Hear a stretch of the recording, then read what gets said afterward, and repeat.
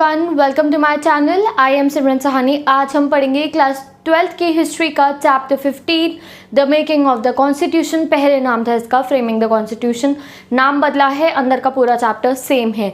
ये इस चैप्टर की पार्ट 2 वीडियो है। इसमें हम टॉपिक 3 स्टार्ट करेंगे। पहले के जो टॉपिक्स हैं आपके वो पार्ट 1 वीडियो में डिस्क्रिप्शन बॉक्स में लिंक गिवन है, वहाँ से जाके आप पढ़ सकते हो। आज हमें स्टार्ट करनी है part 2 video defining rights topic से हम स्टार्ट करेंगे। हम इस चैप्टर में पढ़ें किस तरीके से भारत का संविधान यानी कि हमारा इंडियन कॉन्स्टिट्यूशन बना था। So far we have studied that कैसे टाइम में हमारा कॉन्स्टिट्यूशन बना। बहुत ही ज़्यादा मुश्किल दौर था पार्टीशन, और उसके बाद communal riots and constituent assembly बनी। कुछ लोगों ने कॉन्स्टिट्यूएंट असेंबली को सपोर्ट नहीं करा, कुछ ने करा। अब आ गए हैं डिफाइनिंग राइट्स, दैट किस लोगों को कितने राइट्स दिए जाएंगे। लास्टली हमने ऑब्जेक्टिव रेजोल्यूशन के बारे में पढ़ा, जो नेहरू जी ने कहा था कि उन्होंने एक लंबी चौड़ी बातें बताई थी कि ये चीज़ें इंडियन कॉन्स्टिट्यूशन में इंश्राइंड होंगी। अब हम पढ़ेंगे defining rights, how to define rights, यानी कि क्या होंगी राइट्स, जो हमारी फंडामेंटल राइट्स आज के टाइम पे हमारे पास हैं, वो उस समय पे बने थे तो क्या डिस्कशन हुआ था उनके ऊपर, दैट वी विल स्टडी। और minority, no what are the minorities. Minority उन कम्युनिटी को कहते हैं, देखो इंडिया है, इंडिया में जो कम्युनिटी कम परसेंटेज में है या फिर जिनके साथ कुछ गलत हो रहा है, मेनली उनको माइनॉरिटी कह देते हैं। और माइनॉरिटी का इतना मुद्दा क्यों होता है उनके बारे में सोचने का, इसलिए बिकॉज माइनॉरिटी जो होती है अपने कल्चर को लेकर बहुत ज़्यादा परेशान रहती है कि कल को जो डोमिनेंट कल्चर है, डोमिनेंट जो मेजॉरिटी है, वो अपना कल्चर उनके ऊपर थोपे ना। तो इसलिए माइनॉरिटी का राइट्स होना भी किसी भी कंट्री में ज़रूरी होता है। तो जो इनॉग्रल स्पीच हुई थी हमारी, उसमें जवाहरलाल इनॉग्रल स्पीच किसकी, कॉन्स्टिट्यूएंट असेंबली की, उसमें जवाहरलाल नेहरू ने बोला विल ऑफ पीपल स्पीच दी उन्होंने। और उन्होंने कहा कि देखो जो ये हमारी कॉन्स्टिट्यूशन बनेगी वो कॉन्स्टिट्यूएंट लीडर्स के हिसाब से नहीं बनेगी, उसमें जो विल है पीपल की वो दर्शाई जाएगी। यानी कि जो भी इंडियन सिटीजन्स चाहते हैं, माइनॉरिटी चाह रही है, मेजॉरिटी चाह रही है, ऑप्रेस्ड क्लासेस चाह रही है, जो भी वो चाहेंगे, that will be enshrined in our constitution. Passions of the masses, passion मतलब जो हम अंदर से चाहते हैं। अभी भी इस समय पे हम अपनी गवर्नमेंट से बहुत कुछ चाहते हैं, उस समय पे हमारी इंटरिम गवर्नमेंट और कॉन्स्टिट्यूएंट असेंबली से लोग बहुत कुछ चाहते थे। तो वो सब पैशन जो इतने सालों से हमारे अंदर गुस्सा था, 100 साल फ्रीडम स्ट्रगल में लग गए, तो उस सब पैशन को फुलफिल करना था हमारे कॉन्स्टिट्यूएंट असेंबली की लीडर्स को। उन्हें ऐसी कॉन्स्टिट्यूशन बनानी थी जिसमें सारे के सारे जो ग्रुप्स हैं उनके डिफरेंट एक्सप्रेस हो, क्या डिफरेंट एक्सप्रेस हो, उनके व्यूज़, उनकी डिमांड्स, उनके वेज, सब कुछ डिफरेंट तो है बट फिर भी हमारी कॉन्स्टिट्यूशन में समा जाएगा and constitution will represent it. तो अब आसान काम नहीं है डिफरेंट व्यूज़ को इकट्ठे लेकर आना, डिफरेंट तौर तरीकों को इकट्ठे लेकर आना। तो उसके लिए क्रिटिकल कॉन्सेंसस हुआ, यानी कि पहले उसके ऊपर डिबेट्स हुई, क्रिटिक्स आए, बातचीत हुई, बहस हुई और उसके ऊपर एक कॉन्सेंसस बना। Then finally at the end क्या होता है, लोग उस बात को मान जाते हैं, कॉन्सेंसस हो जाता है। कहीं ना कहीं तो नेगोशिएट करना पड़ेगा, बार्गेनिंग करने जाते हो तो नेगोशिएट करते हो ना। तो उसी तरीके से कॉन्सेंसस हो गया, हमारा कॉन्स्टिट्यूशन बना जिसने मासेस के पैशन को, मासेस मतलब जनता के पैशन को फुलफिल करा। एंड अभी तक our constitution is a living document, it's working and it's the best. तो now let's study the problem with the separate electorates. अब एक प्रॉब्लम आई सेपरेट इलेक्टोरेट्स की डिमांड हुई। सेपरेट इलेक्टोरेट मतलब कि इलेक्शन में सीटें रिजर्व हो जाएं। तो कुछ कम्युनिटीज़ ने डिमांड करी, बाद में उन्हें जब समझ में आया दैट सेपरेट इलेक्टोरेट्स एक ऐसा वेपन था जो ब्रिटिशर्स ने निकाला था इंडिया को डिवाइड करने के लिए। क्या होता था, सीटें रिजर्व कर रहे थे, इससे अपने अंदर इंडिया के लोगों के अंदर ज़्यादा भावना आ गई थी डिवाइड की। अब वो जैसे मुस्लिम्स को सेपरेट इलेक्टोरेट्स दिया, मुस्लिम लीग ने डिमांड करी सेपरेट इलेक्टोरेट, उसके बाद पार्टीशन हुआ, दंगे हुए। तो उससे दिखाया गया कि देखो ये जब भी सेपरेट इलेक्टोरेट्स आएगा दंगे होंगे, कम्युनिटीज़ को एक दूसरे से दूर क्यों कर रहे हो, इकट्ठे लाओ, एक्टिव पार्टिसिपेशन करो, अलग सीटें देने की ज़रूरत नहीं है, पार्टिसिपेंट्स बढ़ा दो। एंड यही चीज़ थी जो धीरे धीरे सभी कम्युनिटीज़ के लीडर्स को समझ में आती है कि ब्रिटिशर्स एक पॉइजन की तरह यूज़ कर रहे थे separate electorate. Topic the problem with separate electorates. तो 27 अगस्त 1947 को B Pocker Bahadur, he was a leader from Madras, वो डिमांड करते हैं मुस्लिम्स के लिए सेपरेट इलेक्टोरेट्स की। ये कहते हैं कि देखो जो माइनॉरिटीज़ हैं उनको हम इंडिया के अंदर से नहीं हटा सकते, they are in the existence of India, that's why उनके लिए एक फ्रेमवर्क बनाना पड़ेगा, ऐसा फ्रेमवर्क जिसके अंदर माइनॉरिटी आराम से सेटल हो जाए। उन्होंने ये भी बताया कि एक ऐसा पॉलिटिकल सिस्टम बनाओ जिसमें वेल रिप्रेजेंटेशन मिले हर एक माइनॉरिटी को। इनफैक्ट ये अभी मुस्लिम्स की बात कर रहे थे, एंड जो उनकी वॉइसेस हैं वो हर्ड हो, मतलब सुनी जाए उनके पास। अब देखो इस समय पे मुस्लिम्स को माइनॉरिटी इसलिए बोला जा रहा है बिकॉज जब ब्रिटिशर्स भारत छोड़ के गए थे तो उन्होंने पार्टीशन करा, मुस्लिम्स पाकिस्तान में चले गए थे, बट पाकिस्तान में मुस्लिम्स के जाने के बाद भी बहुत सारे percentage of Muslim were left in the India. अब क्वेश्चन आया कि उनके साथ क्या होगा, तो उस समय पे हमारे पॉलिटिकल लीडर्स बिल्कुल साफ साफ उन्होंने कह दिया that India will be secular country, हर एक जो रिलीजन है उनको अपने अपने राइट दिए जाएंगे, इंडिया की सिटीजनशिप रिलीजन के बेसिस पे नहीं, इंडियन सिटीजन के बेसिस पे दी जाएगी। तो फिर भी तो उस समय पे अगर उस समय पे देखो तो इस वजह से उस समय पे मुस्लिम जो परसेंटेज थी ऑलमोस्ट 20 to 30% या थोड़ी और कम थी, इस वजह से माइनॉरिटी बोला जा रहा था। तो इसलिए सेपरेट इलेक्टोरेट्स की डिमांड होनी शुरू हो गई फॉर द मुस्लिम्स। और इन्होंने बोला, बहादुर जी ने बोला कि जो अगर सेपरेट इलेक्टोरेट्स मिल गए तो मुस्लिम लीडर इलेक्ट हो जाएगा, और उन्होंने ये बोला कि जो मुस्लिम लीडर है वही मुस्लिम्स की डिमांड को समझ पाएगा। अगर किसी नॉन मुस्लिम लीडर को बना दिया जाएगा उनका लीडर तो वो ऑब्वियस है मुस्लिम रिलीजन के लोगों की डिमांड को नॉन मुस्लिम लीडर नहीं समझ पाएगा। तो उन्होंने कहा कि ऐसा फ्रेमवर्क बनाओ, सीट रिजर्व कर दो मुस्लिम लीडर्स के लिए, और यहाँ से डिमांड शुरू हो गई सेपरेट इलेक्टोरेट्स की। तो ये डिमांड फुलफिल करना कोई आसान काम नहीं थी। जैसे ही बहादुर जी ने ये डिमांड करी तो एंगर प्रोवोक हो गया, यानी कि पूरी जनता गुस्सा हो गई एंड बाकी लोग गुस्सा हो गए। क्यों हो गए?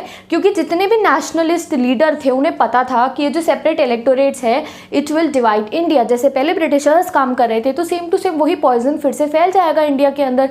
अभी जब हमने देखा क्विट इंडिया मूवमेंट में सब इकट्ठे आए, हिंदू मुसलमान सब इकट्ठे आए और इस वजह से हमको फ्रीडम मिल गया, बट दोबारा अगर सेपरेट इलेक्टोरेट्स की बात उठाई जाएगी तो ये वही होगा। इस बात पे आर.वी. धुलेकर, राम याद रखना 1 मार्क क्वेश्चन आ गया है, आर.वी. धुलेकर ने बोला with the help of it they allured you and dash dash dash they misguided you. Book में लाइन लिखी हुई है, उन्होंने बोला सिंपल सा इनको, बहादुर जी को, कि ये वो तरीका था जिससे ब्रिटिशर्स हमारी आंखों में धूल झोंक रहे थे और हमें मिसगाइड कर रहे थे।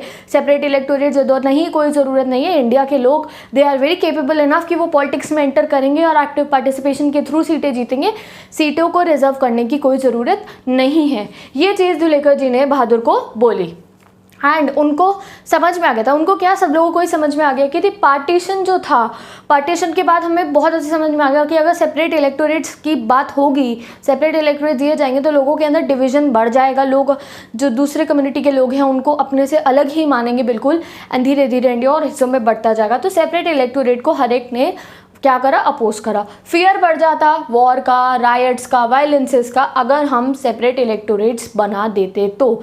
और सरदार वल्लभ भाई पटेल ने तो इसको क्या बोला, पॉइजन, जैसे मैंने तुम्हें शुरू में बताया था ना, जहर बताया सेपरेट इलेक्टोरेट्स को हमारे सरदार वल्लभ भाई पटेल ने।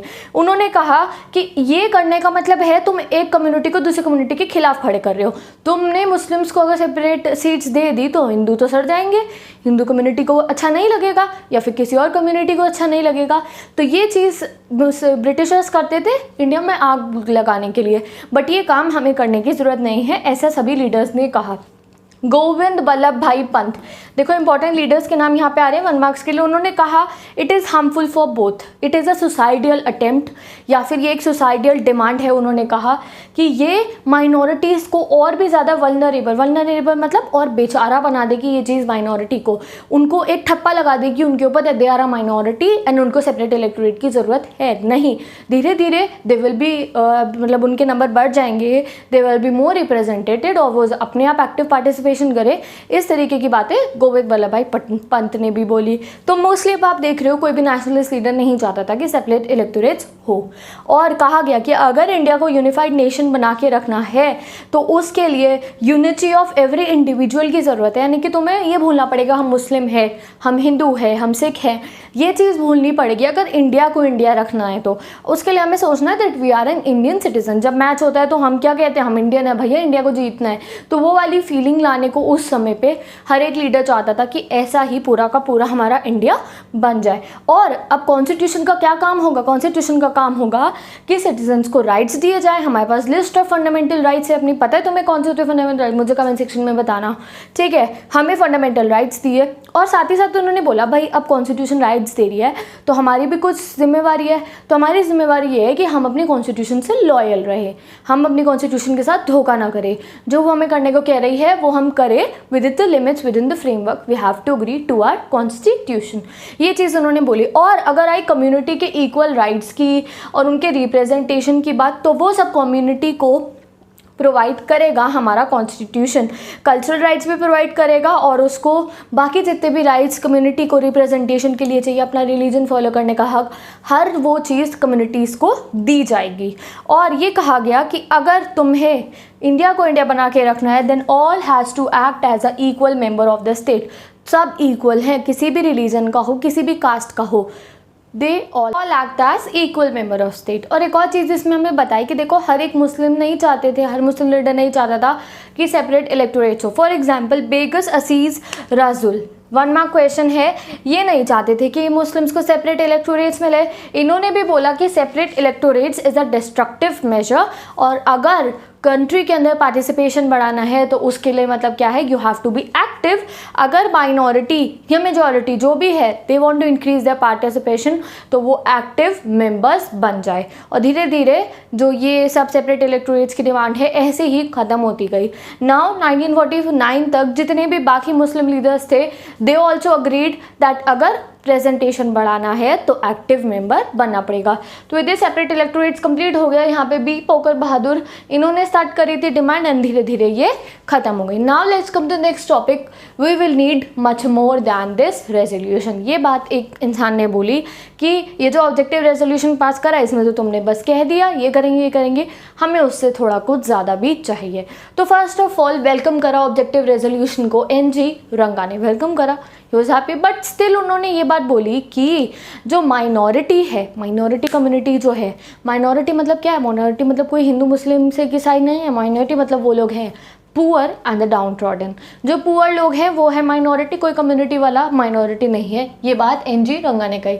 He said he welcome the legal rights in the constitution. He said मैंने मान लिया कि तुमने कॉन्स्टिट्यूशन में लीगल राइट्स दे दिए, फंडामेंटल राइट्स दे दिए, I am happy with it. But he said that it was meaningless for poor people. ये जो राइट्स है, फंडामेंटल राइट्स है, ये तो पुअर पीपल के लिए मीनिंगलेस है, वो तो एजुकेटेड ही नहीं है, तो वो बेचारों को क्या पता कि कॉन्स्टिट्यूशन में उनके लिए राइट्स बन गए हैं। फॉर एग्जाम्पल उन्होंने ये बोला कि अगर तुमने राइट्स बनाए हैं तो वो सरकार का ही काम है, कॉन्स्टिट्यूशन का ही काम है कि वो राइट्स गरीब लोगों के लिए इम्प्लीमेंट भी हो। दे नीड अ लैडर, उन्होंने लिखा है, उनको सीढ़ी चाहिए तो वो सीढ़ी तुम्हें प्रोवाइड करानी पड़ेगी जिससे वो अपलिफ्ट हो सके। तो माइनॉरिटी मतलब पुअर एंड डाउन ट्रॉडन, और खाली फंडामेंटल राइट्स देने से कुछ नहीं होगा, you have to work for them also. और उन्होंने बोला कि कंडीशंस बनानी चाहिए कॉन्स्टिट्यूशन को, एक ऐसे राइट्स परफॉर्म करे हमारे लिए बनाए जो इफ़ेक्टिव भी हो, ऐसा नहीं कि बस लिख दिया किताब के अंदर, वो इफ़ेक्टिव भी होने चाहिए। और उन्होंने बोला कि ये जो गल्फ सेपरेशन हो रखा है, ये जो गल्फ सेपरेशन हो रखा है between the people and the constituent assembly, इस चीज़ को भी ख़त्म करना पड़ेगा। पीपल हैव टू बी कह सकते हो आप कनेक्टेड विद द असेंबली, उन्हें पता होना चाहिए दैट कॉन्स्टिट्यूएंट असेंबली में उनके लिए राइट्स बन रहे हैं, उनके लिए कॉन्स्टिट्यूशन बन रही है। He said that. नेक्स्ट चीज़ उन्होंने मेंशन करा अबाउट ट्राइबल रिप्रेजेंटेशन। इंडिया में ट्राइबल कम्युनिटीज़ होती हैं, उनकी बात आई तो उनको रिप्रेजेंटेशन मिला हुआ है। उनके एक लीडर थे जयपाल सिंह। तो जयपाल सिंह ने क्या कहा, देखो जयपाल सिंह ने भी वेलकम करा ऑब्जेक्टिव रेजोल्यूशन को, he also welcomed it. And उन्होंने कहा कि जो मेरी कम्युनिटी है उसको लगभग 6000 सालों से निगलेक्ट किया जा रहा है। ब्रिटिशर्स आए उससे पहले भी हमसे हमारा फॉरेस्ट छीना, हमसे हमारी जितनी भी लाइवलीहुड थी वो छीन ली, हमें फॉरेस्ट में जाने से मना कर दिया, we were thrown to the peripheries of the society. But still हम ऑब्जेक्टिव रेजोल्यूशन का साथ दे रहे हैं। अब हमें एक होप मिली है कि सही है भाई, कॉन्स्टिट्यूशन हमारे साथ अच्छा करेगी। उन्होंने बताया कि हमारे को कॉन्टिन्यूस एक्सप्लॉयटेशन हुआ हमारी कम्युनिटी का, हमें अपनी ट्राइब से अलग होना पड़ा, येट हम पंडित जी के वर्ड्स पे भरोसा कर रहे हैं, हम जवाहरलाल नेहरू की बात पे भरोसा कर रहे हैं कि कॉन्स्टिट्यूशन हमारे राइट्स रिस्टोर करेगी, हमें वो देगी जिनके हम हकदार हैं। और एक नया चैप्टर शुरू होगा ऑफ इंडिपेंडेंट इंडिया जिसमें सब फ्रीडम एंड इक्वालिटी के साथ रहेंगे। So we will need much more then this resolution. का मतलब ये है कि खाली ऑब्जेक्टिव रेजोल्यूशन और राइट्स देने से कुछ नहीं होगा, उनको इम्प्लीमेंट करना और इफेक्ट में लाना भी the most important thing is this. Now come the next topic 3.3. We were suppressed for 1000 years. We were suppressed for 1000 years. हमें 1000 सालों से दबाया जा रहा है। ये बात बोली डिप्रेस्ड क्लास ने। डिप्रेस्ड क्लास कौन सी? जो OBCs हो गए, जिनको बैकवर्ड क्लासेस कहते हैं, दलित्स। उन्होंने कहा हमारे राइट्स का क्या, हमारे साथ क्या होगा। तो देखो अंबेडकर जो थे, B.R. अम्बेडकर, नेशनल मूवमेंट के टाइम पे he was also demanding the separate electorates, but उनको गांधी जी ने मना करा तो वो मान गए that separate electorates will be a suicidal attempt. ठीक है, तो ये बोला गया कि अगर हम सेपरेट इलेक्टोरेट्स नहीं ले ले तो एटलीस्ट जो अनटचेबिलिटी है उसको इंडिया में से हटा देना चाहिए। और ये कहा गया भैया अगर सेपरेट इलेक्टोरेट्स दे भी दिए और इंडिया में से अनटचेबिलिटी नहीं हटी तो क्या ओबीसीज या दलित्स का कुछ फ़ायदा होगा? नहीं, उनके साथ तो वो गलत सलूक तब भी होता रहेगा। रिप्रेजेंटेशन मिलने से क्या होता है, कुछ दलित लीडर्स ने, ओबीसी लीडर्स ने ये तक कह दिया कि we don't want separate electorates, हमें इस अनटचेबिलिटी को ख़त्म करना है। और डिसेबल बना रखा है उन लोगों को सोसाइटी के नॉर्म्स ने, उनको इलेक्शन में रिप्रेजेंटेशन से इतना मतलब नहीं था। They wanted to change the societal norms, जो हमारा वर्ण सिस्टम की वजह से उनके साथ गलत सलूक होता था और जो कास्ट और मॉरल्स के बेसिस पे जो सोसाइटी है उनसे सोशल डिस्टेंस करती थी, उस चीज़ से उनको प्रॉब्लम थी। उन्होंने बोला कि ये जो पूरी सोसाइटी है हमारी सर्विसेज ले रही है, you know how much work they perform for us. ठीक है, उन्होंने कहा हमारी सोसाइटी जो है हमसे सर्विस ले रही है बट हमारे साथ मिक्सअप नहीं होती, हमारे से बात नहीं करना चाहती, हमारे को देख के भाग जाती है, हमें अपने टेम्पल्स में नहीं आने देती, हमें पढ़ाई नहीं करने देती है। They are performing social distance from us. तो हमें ये चीज़ ख़त्म करनी है, हमें सेपरेट इलेक्टोरेट्स नहीं चाहिए। कुछ लीडर्स ने ऐसे बोला, उन्होंने असलियत दिखाई, what the OBCs and the Dalits really wanted. ठीक है, तो राजप्पा ने बोला कि जो ऑप्रेस्ड क्लास है, एक बात बताते हैं राजप्पा जी, उन्होंने कहा कि ऑप्रेस्ड क्लास कहीं से कहीं तक माइनॉरिटी नहीं है। ऑप्रेस्ड क्लास ऑलमोस्ट 20 to 25% बना रही है पॉपुलेशन के, तो so it is a minority. वहाँ मैंने मुस्लिम का बोला था रिप्रेजेंटेशन, अब जब हमको छोड़ के गए थे ब्रिटिशर्स 10 to 15% बचे थे, तो उस समय पे हमने माइनॉरिटी बोला था, अब तो नहीं है। तो माइनॉरिटीज़ 20-25% को हम माइनॉरिटी नहीं कह सकते। उन्होंने बोला OBCs are not in minority. उन्होंने कहा कि प्रॉब्लम यहाँ आती है कि ओबीसीज को, दलित्स को ना ही एजुकेशन के राइट दिए गए और ना ही इनको एडमिनिस्ट्रेशन या फिर गवर्नमेंट जॉब या स्कूल्स के अंदर कहीं पे भी इनको रिप्रेजेंटेशन नहीं मिला। यानी कि अगर कोई जॉब लेने जाएगा उस ज़माने में तो उनको भगा देते थे, कौन दे रहा तुम्हें जॉब। तो ये मुद्दा था, मुद्दा ये नहीं था इलेक्शन में रिप्रेजेंटेशन दो, मुद्दा क्या था कि एजुकेशन प्रोवाइड करो, एडमिनिस्ट्रेशन में जगह दो, and oppressed classes one of the minority. और जब पार्टीशन हुआ, देखो उसके बाद वायलेंस से तो B.R. अम्बेडकर ने बिल्कुल ही कह दिया था कि हमें सेपरेट इलेक्टोरेट्स नहीं चाहिए। फिर क्या हुआ, एट द एंड हमारी कॉन्स्टिट्यूएंट असेंबली में बहुत डिस्कशन जो डिबेट हुआ, सोल्यूशन निकला, जो अनटचेबिलिटी थी it was abolished whole from India. पूरे इंडिया में से अनटचेबिलिटी अबॉलिश हो जाती है। जो हिंदू टेम्पल्स थे जहाँ पे दलित्स को, ओबीसीज को जाना अलाउड नहीं था, हिंदू टेम्पल्स के दरवाजे हर एक क्लास के लोगों के लिए खुल जाते हैं। एंड लेजिस्लेचर और गवर्नमेंट जॉब, यानी कि लोकसभा, राज्यसभा, लेजिस्लेचर जो हमारा हो गया, और गवर्नमेंट जॉब्स के अंदर सीट्स रिजर्व होने लगी for the OBCs and the backward classes, जिसको हम कोटा कहते हैं। और इससे जो ऑप्रेस्ड क्लास है वो क्यों करा गया, जिससे कि ऑप्रेस्ड क्लास है उनको आगे चल के अभी तक कोई उनको ऑप्रेस ना कर पाए, इसलिए ये लेजिस्लेचर एंड गवर्नमेंट जॉब्स के अंदर उनको रिप्रेजेंटेशन दिया गया। तो विद दिस ये भी हमारा कंप्लीट हो गया। Now let's start the topic 4 and जल्दी ही ये चैप्टर कंप्लीट, हिस्ट्री का full syllabus complete. And if you don't know I post the question answers and all the study material of history all the and all other subjects of humanities, so you can go and check it on my Instagram ID। Starting में तुम्हें link दिख गया होगा। इस chapter के ही नहीं, history के ही chapter के नहीं, हर एक सब्जेक्ट के, हर एक चैप्टर के, political, eco, psychology, sociology, geography, everything I am posting on my Instagram ID। तो अगर आपको चाहिए तो सारी मटेरियल वहाँ से जाके ले सकते हो। And if will check my community tab, तो मैंने टेस्ट कंडक्ट करे हुए हैं सब चैप्टर्स के, you can go and study. Okay, तो let's start the next topic, the power of the state. तो देखो सबसे ज़्यादा डिबेटेड टॉपिक था ये, पावर सेंटर और स्टेट में कैसे डिवाइड होनी चाहिए हमारी कॉन्स्टिट्यूएंट असेंबली में, कि क्या राइट्स मिलने चाहिए सेंटर को एंड क्या राइट्स मिलने चाहिए हमारी स्टेट गवर्नमेंट को। तो नेहरू जी कहते थे कि स्ट्रॉन्ग होना चाहिए, यानी कि जो सेंट्रल गवर्नमेंट है उसके पास ज़्यादा पावर्स होनी चाहिए। इनफैक्ट उन्होंने एक लेटर लिखा था president of the constituent assembly को कि आप ये करवाना कि सेंटर के पास ज़्यादा पावर होनी चाहिए। अब क्यों होनी चाहिए, उन्होंने कहा कि अगर कंट्री के अंदर सेंटर वीक होगा, जो सेंट्रल गवर्नमेंट है हमारी, अभी मोदी जी की सरकार है, प्रेसिडेंट प्राइम मिनिस्टर कौन है हमारे, मोदी जी, तो ये सेंट्रल लेवल की जो गवर्नमेंट होती है अगर ये वीक हुई तो ये बहुत इंजूरियस होगी कंट्री के लिए, कंट्री और ज़्यादा डिवाइड होती चली जाएगी, स्टेट्स अपनी मनमानी करेंगी and it will be very injurious. ऐसा प्रधानमंत्री हमारे जवाहरलाल नेहरू ने कहा। उन्होंने कहा पीस पीस जो है इंडिया में से ख़त्म हो जाएगा अगर हमने सेंटर को वीक बना दिया तो एटलीस्ट हमारा काफ़ी समय तक ये डिस्कशन चलते रहे एंड लास्ट में हमारा सोल्यूशन निकला। 3 लिस्ट बनी हमारी, union list, state list and concurrent list. हम सबने बहुत बार पढ़ा हुआ है छोटी क्लासेस में इसके बारे में। तो जो यूनियन लिस्ट है एट प्रेजेंट इसके 100 सब्जेक्ट्स हैं, 97 थे ओरिजिनली। कौन कौन से? For example defence, banking, foreign policy, currency, atomic energy etcetera. आप कोई भी 6 लर्न कर लेना, एग्जाम में शॉर्ट आंसर्स में ही आ सकता है। Second list is a state list जिसमें सारा का सारा काम स्टेट देखती है। इसमें एट प्रेजेंट 61 सब्जेक्ट्स है, originally there were 66। Okay, public order और पुलिस का काम करती है जो स्टेट गवर्नमेंट है। जब चीफ में आपकी स्टेट है, आपके चीफ मिनिस्टर होंगे, उनकी बात हो रही है यहाँ पे। पब्लिक हेल्थ, पुलिस मतलब सिक्योरिटी, और एग्रीकल्चर और लोकल जो गवर्नमेंट है उसकी जिम्मेदारी होती है स्टेट लिस्ट में। नेक्स्ट हो गया कॉन्करेंट लिस्ट। इस पे दोनों वर्क अपॉन कर सकती है, सेंटर भी और स्टेट भी। इसमें अभी 52 सब्जेक्ट्स है, ओरिजिनली दे वर 42 एंड ये क्रिमिनल लॉ हो गए, डाइवोर्स एंड मैरिज हो गया, इलेक्ट्रिसिटी हो गया, लेबर वेलफेयर एक्सेट्रा, इन सब चीज़ों पे डिस्कशन करते हैं जिसपे सेंटर एंड स्टेट इकट्ठे बैठ के बातचीत कर सकते हैं।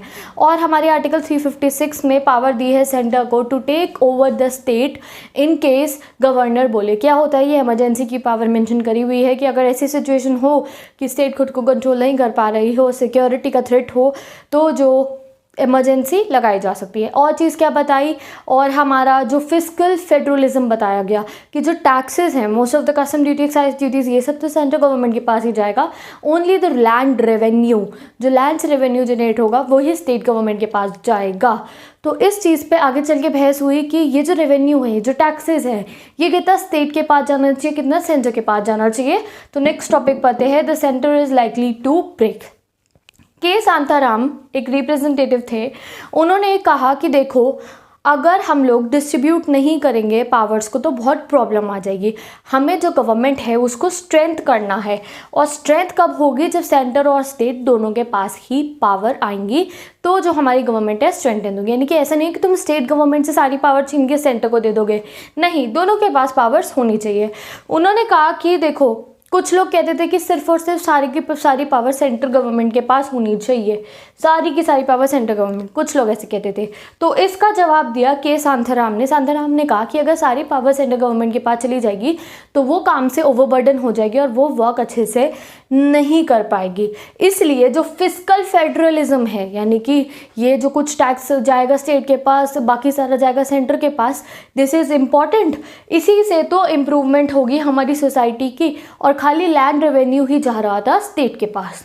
उन्होंने एक और चीज़ बोली कि सोसाइटी में डेवलपमेंट कैसे आएगा जब छोटी छोटी सी फाइनेंस की चीज़ों के लिए एजुकेशन बढ़ाने का हक किसका है? Concurrent list. हमने पढ़ा भी स्टेट लिस्ट में एजुकेशन आएगा, पब्लिक हेल्थ आएगा, वेलफेयर प्रोवाइड करना तो स्टेट गवर्नमेंट का काम है। तो वो एजुकेशन, हेल्थ और वेलफेयर कैसे प्रोवाइड करेगी जब उसके पास पैसा ही नहीं होगा? वो बार बार भागेगी क्या सेंटर के पास? तो ये बात कही शांताराम ने कि थोड़ी सी पावर हमें स्टेट को भी देनी पड़ेगी। और इस चीज़ को एक ओडिशा के मेंबर ने भी बोला that centre is likely to break. अगर आप स्टेट को पावर ही नहीं दोगे तो स्टेट करेंगे आंदोलन and then centre will be likely to be break. तो अब क्या हुआ? कैसे करा लोगों ने? क्या उनको जवाब दिया? सेंटर को कितनी पावर के? Let's start the next topic. What we want today is a strong government. तो इनकी बातों का जवाब दिया, centre is likely to break जब बोला गया कि अगर आप सारी पावर स्टेट को दे दोगे तो सेंटर ब्रेक हो जाएगा, तो इसका जवाब दिया अम्बेडकर जी ने। इन्होंने बोला कि I want the strongest centre. एक ऐसा स्ट्रॉन्ग हमें सेंटर बनाना है जिससे जो इंडिया है वो यूनाइटेड होके रह सके। इन्होंने कहा जो 1935 का एक्ट बना था गवर्नमेंट ऑफ इंडिया, उससे भी ज़्यादा स्ट्रॉन्ग सेंटर हमें बनाना है इस बारी। उन्होंने कहा कि जो पावर्स है वो प्रोविंसेस को दी जाएंगी, बट ऐसा नहीं है कि सारी पावर्स प्रोविंसेस को दे दी जाएंगी। इवन गोपाल स्वामी अयंगर ने भी कहा कि सेंटर को जितना ज़्यादा आप स्ट्रॉन्ग बना सकते हो बनाओ। देखो क्योंकि उस समय पे क्या होता था कि जो स्टेट्स होती थी वो अपनी ऑटोनॉमी मांगती थी और धीरे धीरे अपनी लैंग्वेज अलग करती, धीरे धीरे अपनी बाउंड्री अलग मांगती थी, और एट दी एंड तो एक दिन वो यही कहेंगे कि हमें एक अलग नेशन बना दो, हमारा देश अलग कर दो। तो इस चीज़ को अलग करने के लिए, इस खतरे को कम करने के लिए हमें सेंट्रल गवर्नमेंट को ज़्यादा पावर देनी पड़ेंगी। जाएंगी। और एक यूपी के मेंबर थे बालकृष्ण सराया, उन्होंने क्या बोला कि जो जितनी भी पावर्स हैं वो सब हमें सेंटर को दे देनी चाहिए। अब बिफोर पार्टीशन की बात करो तो जो कांग्रेस गवर्नमेंट थी वो मान गई थी कि ठीक है जब हमारा इंडिपेंडेंस हो जाएगी, पार्टीशन से पहले, अभी पार्टीशन नहीं हुआ था, हमें नहीं पता था कि ये सब हो जाएगा, तो कांग्रेस ने कहा था ठीक है हम जो स्टेट्स हैं उसको ऑटोनॉमी दे देंगे, यानी कि स्टेट्स को भी काफ़ी पावर्स मिल जाएंगी। बट जब पार्टीशन हुआ और लोगों ने हालत देखी कि ऐसे क्या हालत हुई पार्टीशन के बाद, जब किसी को ऑटोनॉमी, किसी को हक मिल जाता है तो वो बिल्कुल ही अपनी इंडिपेंडेंट नेशन और अपनी मनमानी पे उतर आते हैं। तो उसके बाद कांग्रेस ने बिल्कुल ही खारिज कर दिया इस बात को, कॉन्स्टिट्यूएंट असेंबली ने खारिज कर दिया कि स्टेट को बहुत ज़्यादा पावर्स नहीं दी जाएंगी, खाली जो स्टेट लिस्ट के अंदर आएगा वही पावर्स स्टेट को दी जाएंगी। ऑटोनॉमी, जो फुली ऑटोनॉमी है वो किसी भी प्रोविंस को नहीं दी जाएगी। और जो प्रेशर था, जैसे कि स्टेट्स प्रेशर ना बना पाए सेंटर के ऊपर, इसीलिए स्टेट प्रेशर ना करे कि हमारे को ऑटोनॉमी दो, हमारा बाउंड्री बना दो, हमारे को अलग देश बना दो, इन सब चीज़ों को, थ्रेट को ख़त्म करने के लिए हमने अपनी ये लिस्ट बनाई और सबको अपना पता है कि हमें ये काम करना है, हमें ये काम करना है, हमें ये काम करना है। So that's why we adopted the federalism, हमने फेडरलिज्म अडॉप्ट करा। हमारे यहाँ सेंट्रल गवर्नमेंट भी है, स्टेट गवर्नमेंट भी है, सबको अपने तौर तरीके पता है कि किस एरिया एंड किस फील्ड में उन्हें काम करना हैगा। तो विद दिस आपका टॉपिक 4 भी कंप्लीट हो गया। Now let's come to the topic 5, the language of the nation. ये बहुत ही कॉन्ट्रोवर्शियल से टॉपिक है। लैंग्वेज इशू जो था उसके ऊपर बहुत सालों तक डिबेट्स चलती रही। देखो क्या था, पहले मोस्टली हिंदुस्तानी यूज़ होती थी, हिंदुस्तानी भाषा होती है, उर्दू एंड हिंदी का मिक्सचर। 19th सेंचुरी से हिंदुस्तानी जो भाषा थी उस पर ड्रिफ्ट आने लग गया, यानी कि वो चेंज होने लग गई। क्यों? बिकॉज ऑफ द हिंदू मुस्लिम के जो दंगे हो रहे थे, राइट्स होते, कम्युनल राइट्स हो रहे थे, तो हिंदी भाषा और उर्दू भाषा अलग अलग होने लगे। हिंदी में संस्कृत के शब्द जुड़ने लगे, उर्दू में पर्शियन शब्द जुड़ने लग गए। और क्या हुआ, सेकेंडली, पहले महात्मा गांधी ने कहा था कि अगर इंडिया को यूनाइटेड इंडिया बनाना है तो we will impose Hindustani language all over the India. हम हिंदुस्तानी को ऑफिशियल लैंग्वेज बना देंगे जिससे कि जो इंडिया है वो यूनाइटेड हो गए, सब लोग अच्छे से रह सके। तो ऐसी बात महात्मा गांधी ने कही थी और आगे चल के हमने इस बात को लागू भी करा, because Mahatma Gandhi is the father of our nation. तो उनकी बातों को माना गया, बट उसका क्या इफेक्ट पड़ा, let's study. 5.1 a plea for Hindi, यानी कि कॉन्स्टिट्यूएंट असेंबली में एक डिमांड आई कि हिंदी को नेशनल लैंग्वेज बना दिया जाए। किसने करी थी? RV धुलेकर ने हिंदी लैंग्वेज को कॉन्स्टिट्यूशन की लैंग्वेज बनाने की मांग करी, यानी कि जो कॉन्स्टिट्यूशन लिखी जाए वो हिंदी यानी कि हिंदुस्तानी लैंग्वेज में लिखी जाए। अब लोगों ने कहा we don't know the Hindustani language, हम सबको तो नहीं आती हिंदुस्तानी लैंग्वेज बोलना। तो उस समय पे धुलेकर जी ने बोला कि तुम इतने फैशनेबल कपड़े पहन के आ रहे हो यहाँ कॉन्स्टिट्यूशन बनाने कॉन्स्टिट्यूएंट असेंबली के अंदर, और तुम्हें हिंदुस्तान की अगर हिंदुस्तानी भाषा नहीं आती है तो यहाँ से निकल जाओ, लीव दिस प्लेस, दफ़ा हो जाओ यहाँ से। इस तरीके की बात धुलेकर जी ने कही कि अगर आपको हिंदुस्तानी बनानी लैंग्वेज ही नहीं आती है तो why you making our constitution. तो इससे प्रॉब्लम्स क्रिएट हुई और धीरे धीरे वो अपनी हिंदी में स्पीच कंटिन्यू करते रहे, चाहे दूसरे लोगों को समझ में आए या नहीं आए। अब ये मैटर कंट्रोवर्शियल हो गया था और इसको संभाला जवाहरलाल नेहरू ने, उन्होंने संभाल लिया इसको। उसके बाद 12 सितंबर 1947 को एक धुलेकर जी स्पीच एक और देते हैं जिससे एक ह्यूज स्टॉर्म बन के आ जाता है, बिल्कुल तूफान सा मच जाता है हमारी कॉन्स्टिट्यूएंट असेंबली एंड इंडिया के अंदर। क्या होता है, जो लैंग्वेज कमेटी है वो Hindi with the Devanagari script को ऑफिशियल लैंग्वेज बना देती है। ऑफिशियल लैंग्वेज मतलब कि ऑफिस के सारे काम हिंदी लैंग्वेज में होंगे। But at the same time जो हमारी लैंग्वेज कमेटी थी उसने थोड़ी सी इसमें ईजीनेस दी। क्या दिया कि जो फर्स्ट 15 ईयर्स है उसमें सब लोग इंग्लिश यूज़ करेंगे। क्यों? क्योंकि स्टार्टिंग में सब लोगों को हिंदी नहीं आती थी, तो 15 सालों तक इंग्लिश यूज़ होती रहेगी। सेकेंडली क्या करेंगे, जो रीजनल लैंग्वेज है, अब देखो साउथ इंडिया का कोई रीजन है वहाँ पे लोगों को हिंदी तो आती ही नहीं है, तो अगर उनके इसके ऑफिस के पोस्ट ऑफिस हो गया, बैंक हो गया, वहाँ पे अगर हिंदी में बातें लिखी जाने लगी तो उन्हें समझ में आएंगी नहीं आएंगी। तो कहा कि जो प्रोविंसेस हैं, जो स्टेट्स हैं, उनकी जो रीजनल लैंग्वेज है उसमें ऑफिस का वर्क होगा और हिंदी को ऑफिशियली डिक्लेयर कर दिया गया official language by language committee. तो ये बहुत ही चालाकी से काम करा हमारी लैंग्वेज कमेटी ने, हिंदी को ऑफिशियल लैंग्वेज बना दिया, बट उसको नेशनल लैंग्वेज नहीं बनाया, जिससे किसी के भी दिल को ठेस ना पहुंचे कि हिंदी के ऊपर हिंदी को थोप दिया गया है लोगों के ऊपर। अब इस बात से धुलेकर जी खुश नहीं थे, ये वांटेड दैट हिंदी को नेशनल लैंग्वेज बना दी जाए। तो दिस आपका ये टॉपिक भी कंप्लीट हो गया, अ plea for Hindi. Now let's talk about the next topic 5.2 the fear of domination, जिससे हमारा ये टॉपिक ये चैप्टर कंप्लीट हो जाएगा, हिस्ट्री का फुल सिलेबस कंप्लीट। तो देखो, फियर और डोमिनेशन में बताया गया है कि अगर आप किसी लैंग्वेज को ज़बरदस्ती किसी कम्युनिटी, किसी एरिया के ऊपर लगाओगे तो ऑब्वियस है वो दे विल बी ओप्रेस्ड, वो उसे ओप्रेस करेंगे, वो आंदोलन करेंगे। कोई भी चीज़ डेमोक्रेसी के अंदर हम थोप नहीं सकते हैं लोगों के ऊपर। ये बात हमें बहुत ईजिली समझ में आ गई थी। फॉर एग्जांपल, श्रीमती जी दुर्गाबाई ने प्रेसिडेंट जो थे कॉन्स्टिट्यूंट असेंबली के, उन्हें बोला कि ये जो धुलेकर जी बात कह रहे हैं हम इसको लागू करके देखेंगे, बट इससे बहुत ज़्यादा ऑपरेशन आ रहा है from the south India. South India के लोगों को लग रहा है कि हिंदी भाषा उनके ऊपर थोपी जा रही है and they are not happy with this. और बहुत ज़्यादा ओपोजिशन आ रहा था हिंदी लैंग्वेज के लिए साउथ इंडिया से। इनफैक्ट उन्होंने ये कहा कि मैं हिंदी को लागू कर दूंगी साउथ इंडिया के अंदर, बिकॉज गांधी जी ने प्ली करा था। उन्होंने हिंदी को मतलब एप्लीकेबल करवाया भी साउथ इंडिया के अंदर। काफ़ी सारे स्कूल्स के अंदर, क्लासेस के अंदर हिंदी लैंग्वेज में लेक्चर्स वगैरह स्टार्ट हो गए। तो इसका बहुत ही नेगेटिव इफेक्ट दिखा। जो वो साउथ इंडिया की जनता थी वो बहुत ज़्यादा प्रोटेस्ट करने लगी and they are not happy with this transition. तो इसलिए उन्होंने कहा कि ये इस तरीके से हम लोग किसी लैंग्वेज को इम्पोज नहीं कर सकते हैं। गांधी जी ने उस समय पे कहा था हिंदुस्तानी को इम्पोज करेंगे, but this is not that possible. Secondly उन्होंने बोला कि अब जो ये हिंदुस्तानी लैंग्वेज है ना, ये चेंज हो गई है, ये पहले जैसी नहीं रही है।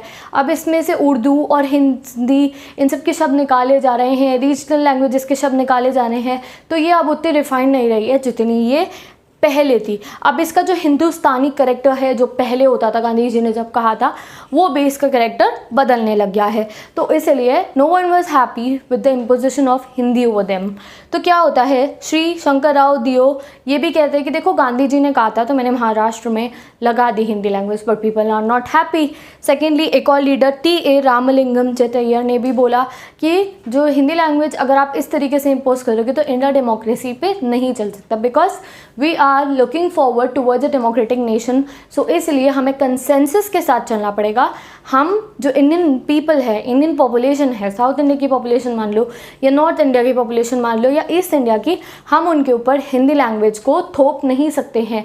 इसलिए we will not make Hindi a national language, will make it our official language. और जो ऑफिस वर्क है वो रीजनल लैंग्वेजेस में होगा, जिससे कि जो आम जनता है, जो लोकल पॉपुलेशन है स्टेट की, उन्हें पोस्ट ऑफिस में, बैंक में अगर वो जा रहे हैं तो उन्हें कोई प्रॉब्लम ना हो, अपनी ही भाषा में वो अपना काम कर सकते हैं। तो this was all about this chapter. हमने इसमें पढ़ लिया कि स्टेट एंड सेंटर के क्या मुद्दे थे एंड लैंग्वेजेस का जो ये डिस्कशन था। At the end we are living very peacefully. हमें पता है कि कौन सी लैंग्वेज में हमें ऑफिस में बात करना है और कौन सी लैंग्वेज में हमें घर पे बात करना है। We all know. तो इंडिया की कोई नेशनल लैंग्वेज नहीं है, we have our official language.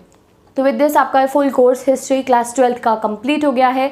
I hope ये वीडियो तुम्हें अच्छी लगी होगी। पार्ट 1 वीडियो जिसमें मैंने स्टार्टिंग का चैप्टर पढ़ाया, डिस्क्रिप्शन बॉक्स में लिंक गिवन है, you can go and study. And अगर तुम्हें ह्यूमैनिटीज़ का क्लास 12th का या 11th का कोई भी सब्जेक्ट पढ़ना है, political, eco, history, psychology, sociology, geography, English, कोई भी सब्जेक्ट आपको पढ़ना है तो डिस्क्रिप्शन बॉक्स में प्लेलिस्ट गिवन है, यू कैन चेक डाउन। तो जाके आप सारे चैप्टर्स अपने पढ़ सकते हो। I have completed the full syllabus. और नोट्स के लिए मैं आपको बता चुकी हूँ, इंस्टाग्राम आईडी पे तुम्हें सारे नोट्स मिलेंगे। Just follow me and get all the study material if you want. तो चैप्टर की वीडियो अगर अच्छी लगी है तो लाइक कर देना। एंड अगर अभी तक आपने मेरे चैनल को सब्सक्राइब नहीं करना है तो please subscribe to my channel. Last time हमने हिस्ट्री का सिलेबस भी कंप्लीट कर दिया है। So let's subscribe to my channel and I will meet you in the next video, जिसमें we will do the quick revisions of all the chapters of history. तो please be updated with the Simran Sahani class 12th history playlist. आप उसको check करते रहोगे तो तुम्हें सारा दिखता रहेगा। ये 15 के 15 चैप्टर में मिल जाएंगे और जो रिवीजन होगा, क्वेश्चन आंसर्स वीडियोज़ होंगी, वो सब आपको उस प्लेलिस्ट में मिलेगी। So thank you so much for watching again.